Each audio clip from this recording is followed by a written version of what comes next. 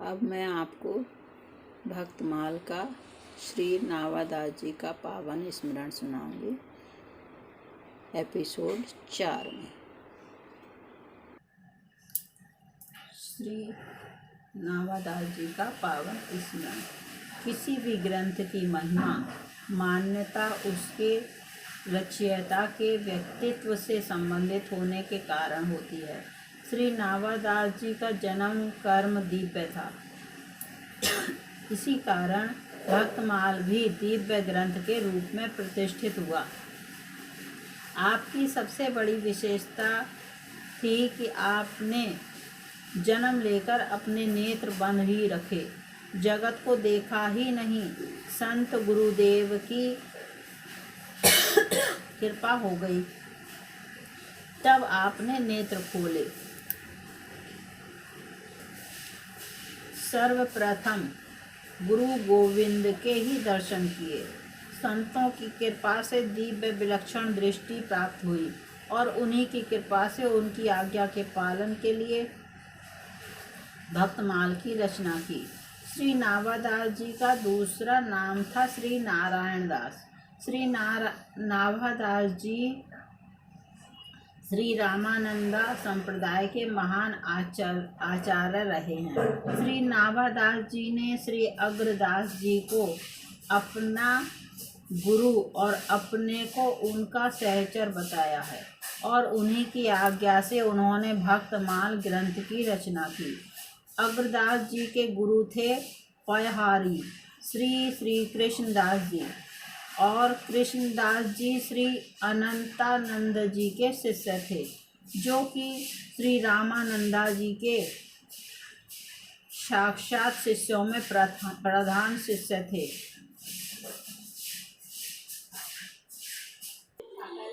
इस प्रकार नावादास जी की गुरु परंपरा इस प्रकार बनती है: श्री रामानंदाचार्य, श्री अनंतानंद, कृष्णदास पयहारी, केल्हादास जी, श्री अग्रदास जी, श्री नावादास जी।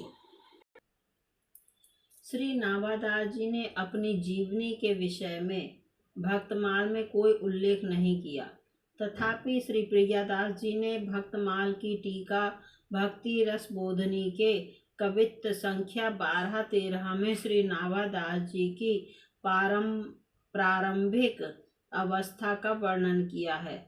तदनुसार उनका जन्म प्रसिद्ध हनुमान वंश में हुआ था। वे जन्मांध थे।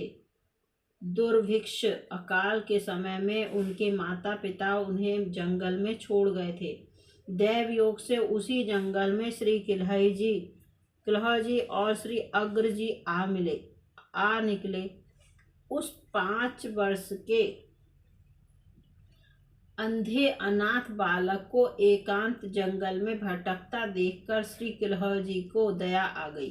उन्होंने अपने कमंडलों से थोड़ा सा जल लेकर बालक की आंखों पर छिड़क दिया तो उनमें ज्योति आ गई और बालक को दिखाई पड़ने लगा और कृतज्ञतावश उनकी आंखों से आंसू निकलने लगे।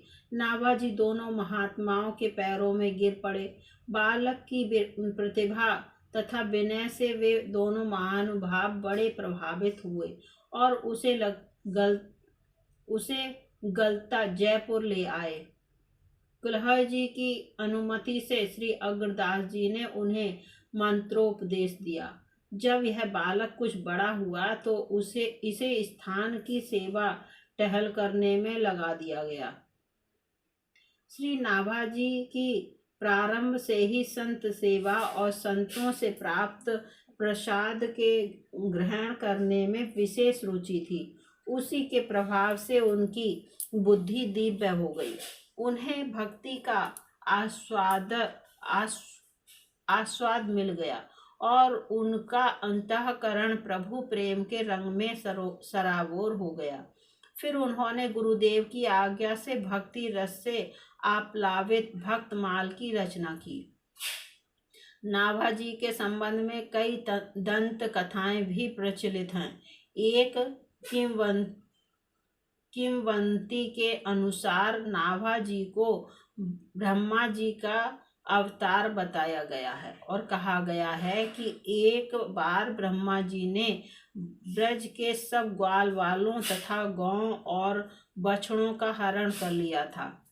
इस पर भगवान श्री कृष्ण ने अपनी योग माया के प्रभाव से वैसे ही अन्य ग्वाल वालों, गौं तथा बछड़ों की सृष्टि कर दी।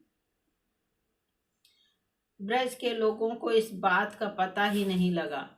बाद में ब्रह्मा जी ने भगवान श्री कृष्ण से अपने अपराध के लिए क्षमा मांगी तो भगवान ने उन्हें इतना ही दंड दिया कि तुम कलयुग में नेत्रहीन होकर जन्म ग्रहण करोगे, किंतु तुम्हारा यह अंधापन केवल 5 वर्ष तक ही रहेगा। बाद में महात्माओं की कृपा से तुम्हें दिव्य दृष्टि प्राप्त होगी।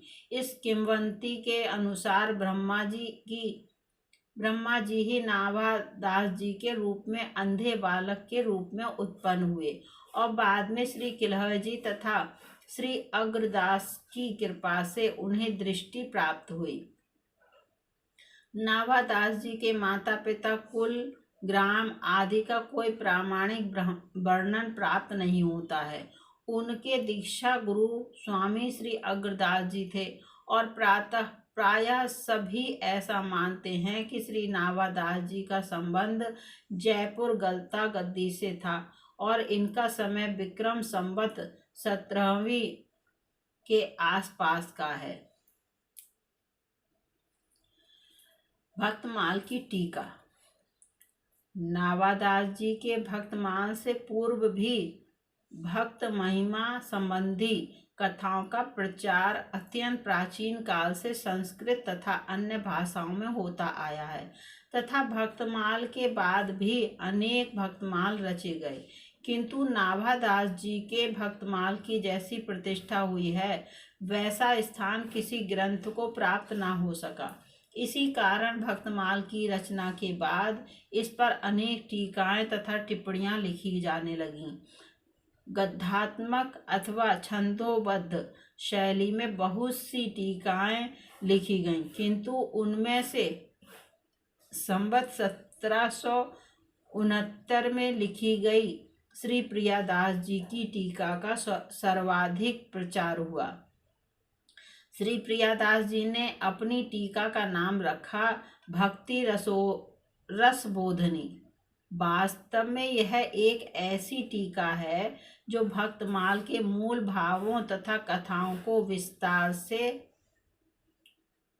विवेचित करके अति सरस रूप में भक्त कथा चरित्र को प्रस्तुत करती है। श्री नाभादास जी ने अपने छप्पों में किसी छप्पे में एक भक्त का तथा किसी छप्पे में 20 भक्तों का नाम स्मरण करके उनकी कथा का संकेत मात्र कर दिया है, किंतु श्री प्रियादास जी ने उन भक्तों का चरित्र विस्तार से बड़ी ही सरस भाषा में प्रस्तुत किया है।